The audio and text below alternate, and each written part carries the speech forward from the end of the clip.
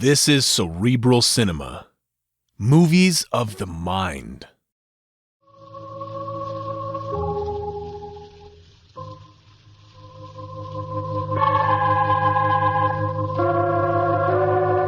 From New York, the makers of Clippercraft clothes for men and 1,036 leading retail stores from coast to coast present the world's most famous detective, Sherlock Holmes.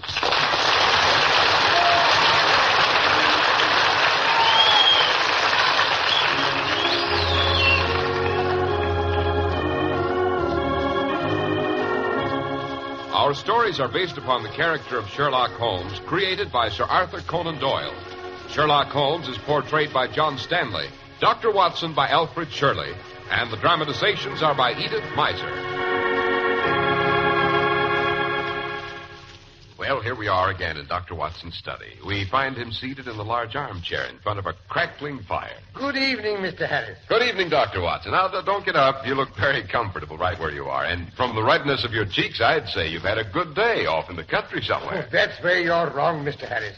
I've been doing museums most of the day, and it's very tiring work, especially with two small boys in tow. I should think so. But where did you collect the kindergarten, Doctor? Oh, it was a brace of nephews of mine. I was helping along with their education, you know. It's a custom in my family that the uncles must take the nephews museum visiting once a year. I remember as a boy being dragged through miles of art galleries. But, Doctor, weren't you ever taken to the British Museum? Oh, yes, and to Madame Tussauds. But the Tower of London was my favorite. The uncle who took me there was quite a fancier of precious stones. He explained the history of every jewel in the Crown's collection. That must have been an education in itself. They say every famous gem leaves a trail of bloodshed and high adventure across the pages of history. And, by the way, isn't your story tonight about a famous jewel? Oh, yes, that is what reminded me so strongly of my boyhood visits to the Tower. The famous Mazarin stone I'm going to tell you about had a history that would make your hair curl. Dear me, I little did I think when I saw it as a boy that I would ever hold that great yellow beauty in my own hands. Great Scott, and did you, Doctor? Before I tell you that, Mr. Harris, suppose I give you a few moments to say a few words about our sponsor's most estimable product. Thank you, Dr. Watson. As you put it, sir, it is indeed an estimable product. So esteemed, may I say, that beginning in 1948, over 1,000 leading stores from coast to coast are Clippercraft dealers. To be exact, there are 1,036 such distinguished establishments. Those leading stores across the country are, of course, the key to the amazing values so unique to Clippercraft clothes. The 1,036 leading stores are part of the famous Clippercraft plan. In this plan, their buying power is concentrated to effect tremendous savings in manufacturing and distribution costs. Savings which are all yours. That's why truly fine Clippercraft suits are only $40 and $45. Why Clippercraft top coats and overcoats are only $40, and sport jackets only $26.50. Clippercraft values are truly out of this world. Compare them with clothes selling for many dollars more.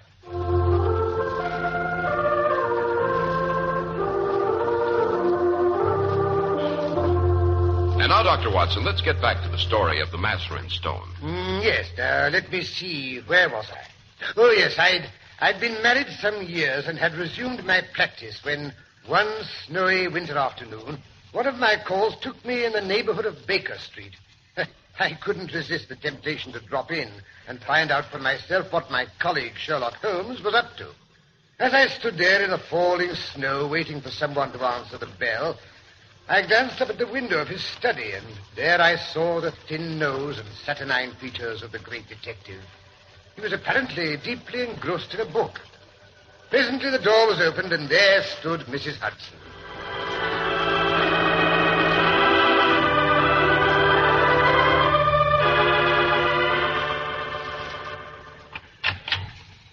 Well, bless my soul, as if it isn't the doctor. Good day to you, sir. It's a pleasure seeing you again. Why, Mrs. Hudson, you're looking as beautiful as ever. You don't change at all. Nor do you, sir. You and your blarney. And how is the great man himself? Him? He's in bed asleep, I think. But I just saw him through the window. So that fooled you, too. That's not him. What do you mean? Just you be going upstairs and find out for yourself. I'm not the one to be giving secrets away. Least of all Mr. Holmes' secrets. So, he's asleep in the middle of the afternoon, eh? Yes, sir. I suppose that means a case. Yes, sir. He's hard at it now, and he's getting thinner and thinner. When will it be pleased to dine, Mr. Holmes, sir, I'll ask him. 7:30 the day after tomorrow, he'll say. You know his way when he's on a case. Yes, I seem to remember. He's a following someone. Don't say. Yes, sir. Yesterday he was out dressed like a workman, looking for a job. Today he was an old woman. Fair took me in, he did. And Lord knows I ought to be knowing his ways by now. You'll see his old woman's umbrella leaning up against the sofa in his study. Dear me, and what is this case all about? Well, I don't mind telling you, sir. But mind you don't let it go any farther. Cross my heart, Mrs. Hudson. Very well, then. The case of the Crown Diamond. What? The £100,000 burglary? Yes, sir. And Mr. Holmes is getting it back for him. Why, would you believe it? Yesterday we had the Prime Minister and the Home Secretary sitting on Mr. Holmes' sofa, both at the same time. Oh, I hope it stood up under the strain. And how did Holmes behave to such famous persons on his couch? Him? He was very nice to them and put them right at their ease. Oh, indeed. Yes, sir. Then there was old Lord Cantlemere. Oh, you know what that means. Yes. He's a stiff'un, if I do say so. I can get along with the Prime Minister, and I've nothing against the Home Secretary. He seems an obliging sort of man with a civil tongue in his head. But I can't abide his lordship. Oh, poor fellow. Yes, sir, and neither can Mr. Holmes. You see, he don't believe in Mr. Holmes, and he's against employing him. He'd rather he failed. Does Holmes know that, do you think? Mr. Holmes knows whatever there is to know. Oh, absolutely. But I say, perhaps I'd better not wake him. Oh, I wish you would, sir. He's not had a bite to eat since yesterday noon, and then only a sandwich with a glass of milk, and I don't dare speak to him about it. You know what he's like, sir, when he's busy on a case. Oh, quite. Well, suppose I go up and beard the lion in his den, eh?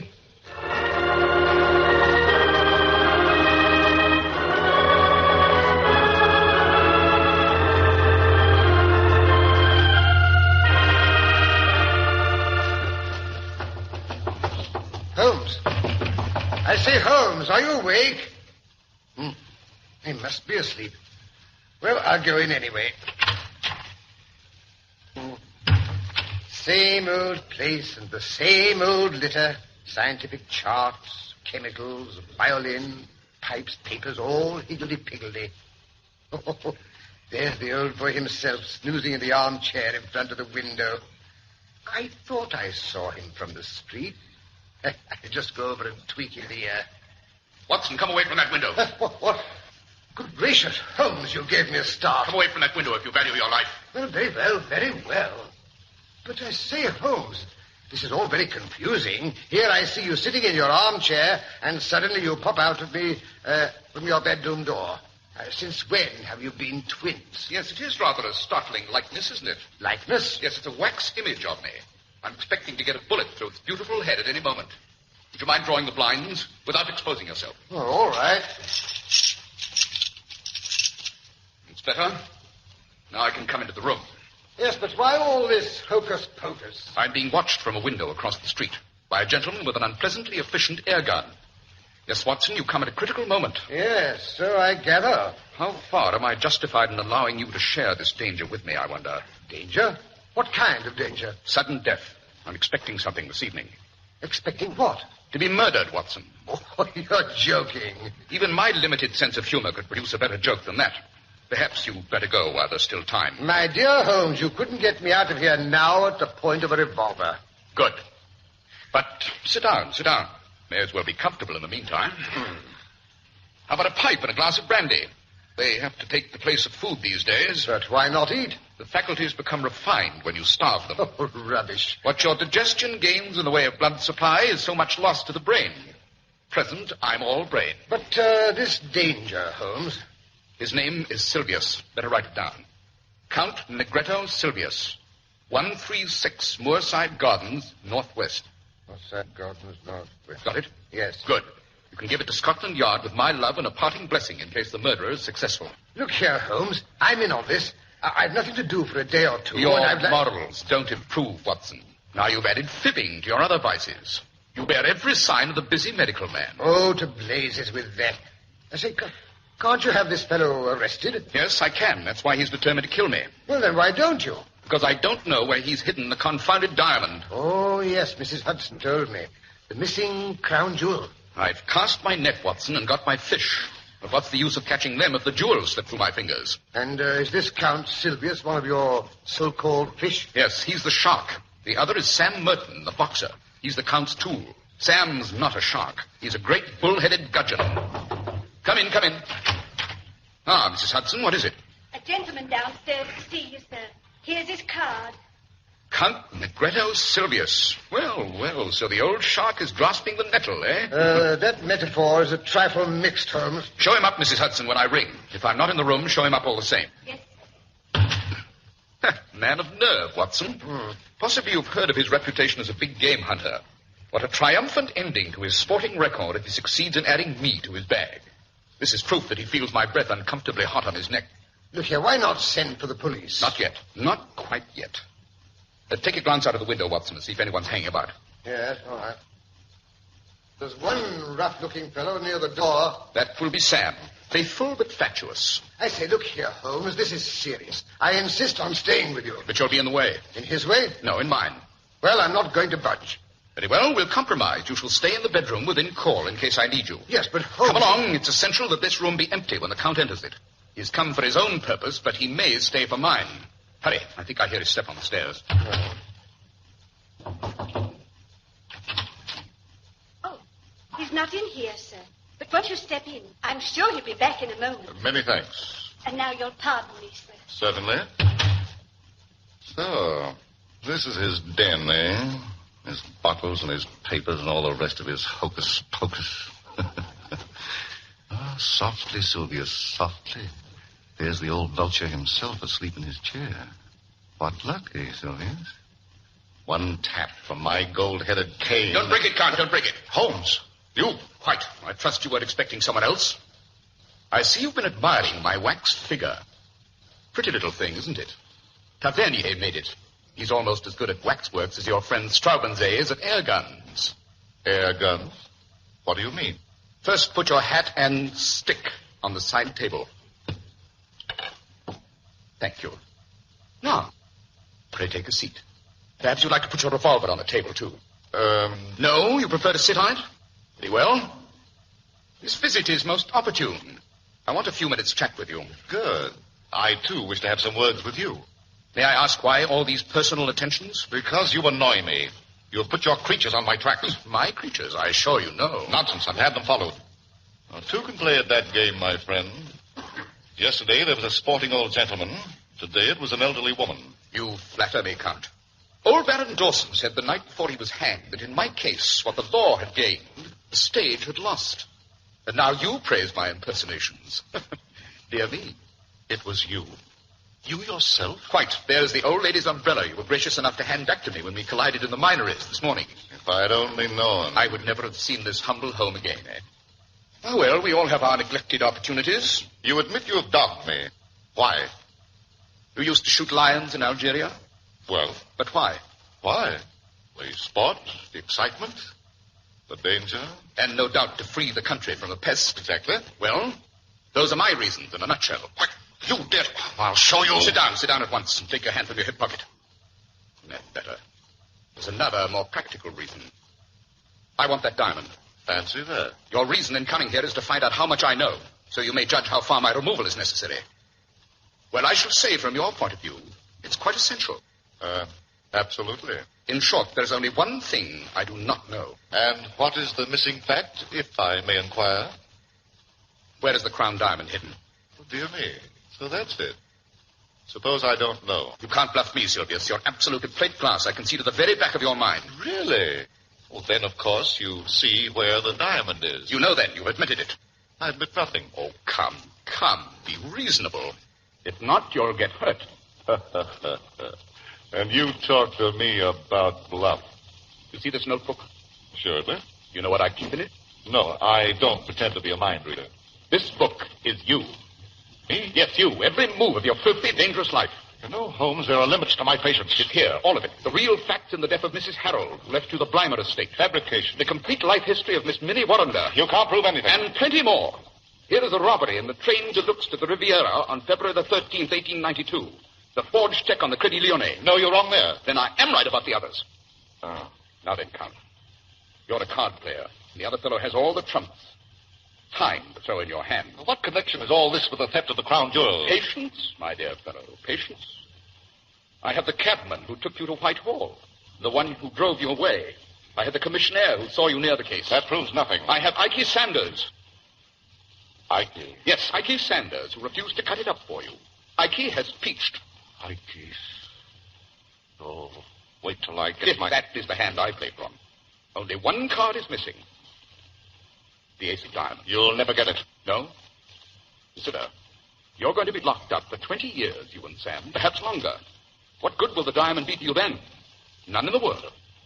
Now, we don't want you, and we don't want Sam. We want the diamond. Give it up, and as far as we're concerned, you're free if you behave yourself in the future. My commission is to get the stone, not you. And if I refuse? Then it will be you, and not the stone. I think it might be as well to have your friend Sam at this conference. He's waiting outside in the street. Suppose you tap on the window and motion him to come up. Oh, Mrs. Hudson will let him in. She's quite used to my receiving curious characters. Very well. He's coming. Now, what are you going to do? I have a shark and a gudgeon in my net. Now I'm drawing it.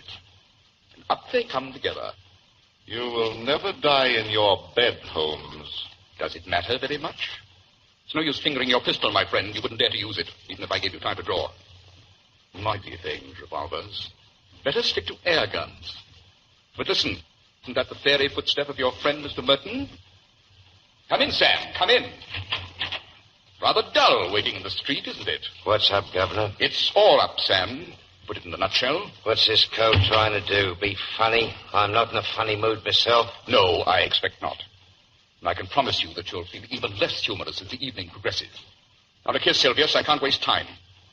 I'm going into that bedroom. I shall play on my violin for 5 minutes. At the end of that time, I shall return for your decision. Do we take you, or do we get the stone? Now, where did I put my violin? I said this. 5 minutes, remember.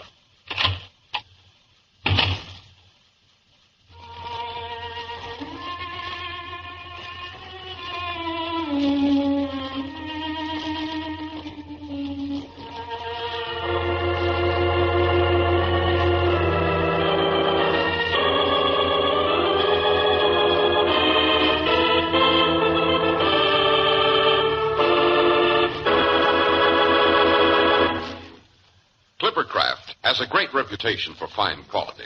That's what you go by when you choose your first Clippercraft suit. And once you've worn Clippercraft, you learn how marvelously it stands up to hard wear, how very comfortable you feel in it. The long wear comes from fine materials and precision workmanship.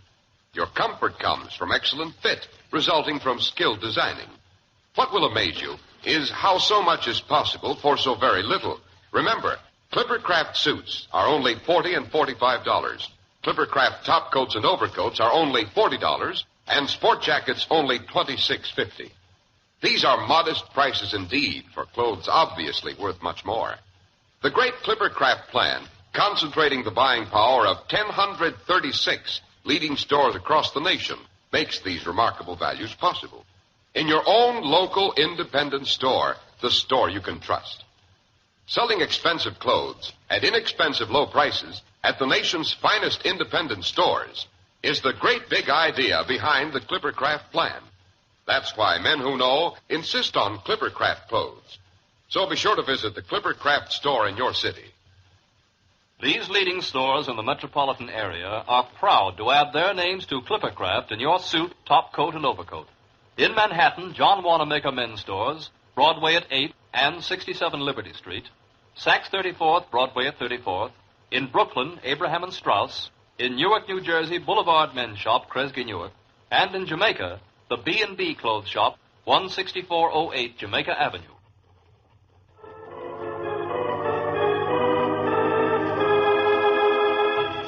Now let's return to 221B Baker Street, where Count Sylvius and his henchman Sam are discussing their dilemma, while Sherlock Holmes' violin can still be heard in the next room.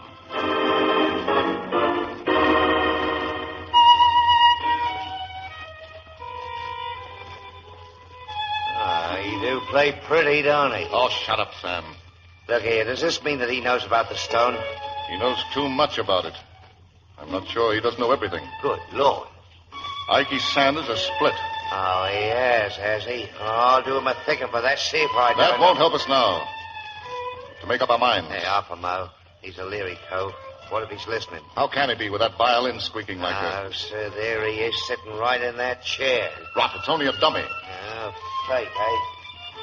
Well, strike me, madam, to swords ain't in it. What's a living spit of him, dressing gown and all? Oh, shut up. You're wasting our time, and there isn't any too much. He can jail us over the stone. The deuce he can. But he'll let us go if we tell him where the stone is. What? Give up 100,000 quid? It's one or the other. He's in there alone. Let's do him in. He's armed and ready. That's too noisy. He'll never get away. Besides, it's likely the police have whatever evidence he's collected. What was that? I'd have sworn I heard something move over there in the window. Something in the street, most likely.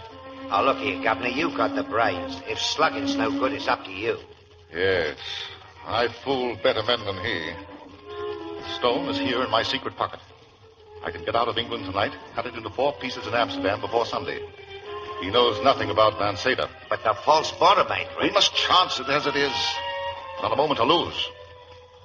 As for Holmes, the fool won't arrest us if he can get the stone. We'll put him on the wrong track. And before he discovers it is wrong, it'll be in Holland. And we'll be out of the country. Sounds good to me. I wonder you dare carry it. Where would it be safer? Let's have a look at it. What's the idea, huh? What's up, Matty? You think I'm going to snatch it off you? Now, look here, mister. I'm getting fed up No with you. offense, Sam. We can't afford to quarrel. Now, here. Come over here to the window. Out of the line of that keyhole. Now, there. Hold it to the light. It is a beauty, no? Thank you, gentlemen. What? Holmes! Oh, I thought you said he was a dummy. Dear me, not very flattering of you, Count. You scoundrel, you thief. Temper. No violence, gentlemen, please. Consider the furniture. Police are waiting below. But how the deuce... There is a second door to my bedroom behind that window curtain. I thought the game was up when you heard me displace the dummy. I believe you're the devil himself. You flatter me. Ah, but here are friends from Scotland Yard. Take them away, boys. Yes, sir. Yeah, but I say, how about the blooming fiddle? It's still playing. Quite right, Sam. Remarkable invention, the gramophone. Let it play. Turn on there. All right. Get moving. That's it.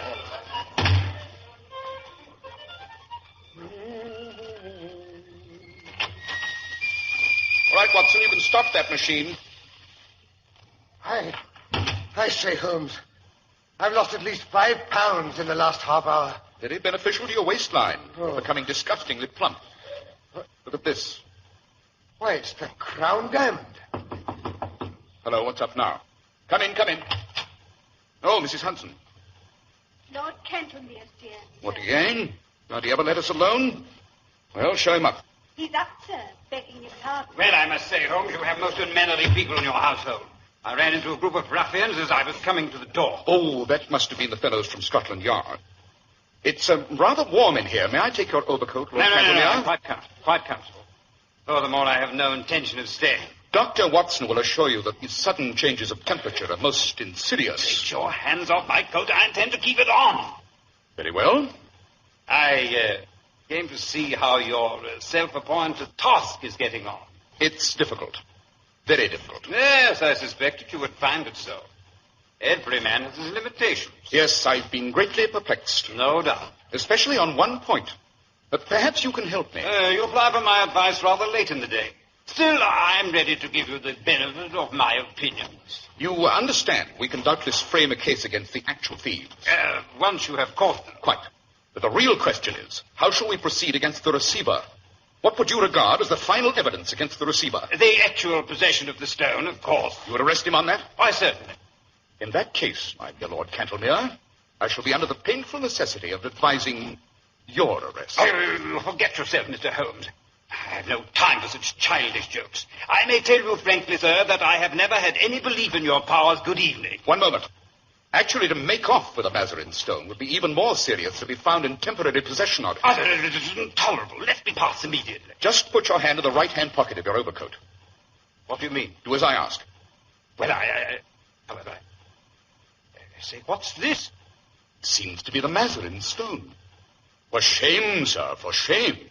Well, bless my soul. How in thunder. Well, I'll be... Undoubtedly. However, I really must apologize. I never could resist a dramatic situation. I took the liberty of slipping the stone into your pocket at the beginning of our interview. Well, to say I am bewildered is putting it mildly. We are greatly indebted to you, sir, in spite of your somewhat perverted sense of humor. And I certainly withdraw any reflection I may have made on your amazing professional powers. How did you shoot? The details can wait.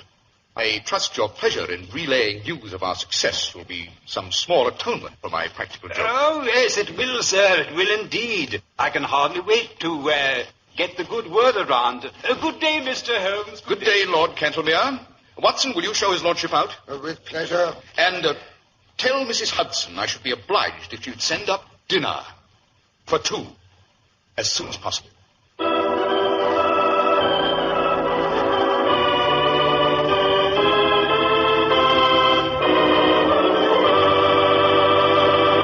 What an extraordinary story, Dr. Watson, and what a perfect climax. Yes, Mr. Harris. Holmes always had an eye for the dramatic.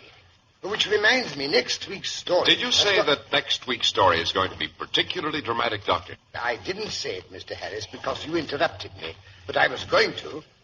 Yes, next week I'm going to tell you how the 5-year-old racehorse Blazing Star suddenly dropped dead of old age, and how my youthful prowess in the game of rugby saved Holmes and myself from a diabolical plot of our arch-enemy, Professor Moriarty.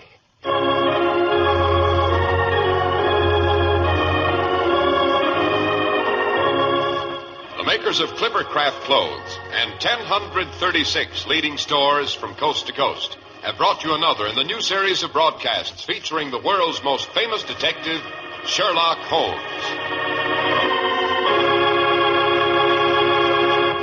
Sherlock Holmes is produced and directed by Basil Lockran, with special music by Albert Berman.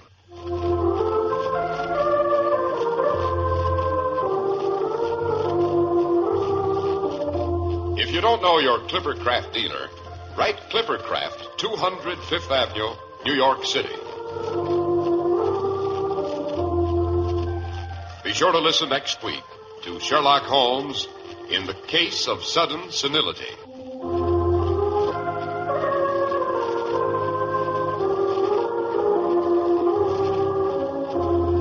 If you'd like to attend the Sherlock Holmes broadcasts in New York, see your local Clippercraft dealer, and he'll tell you how to obtain your tickets.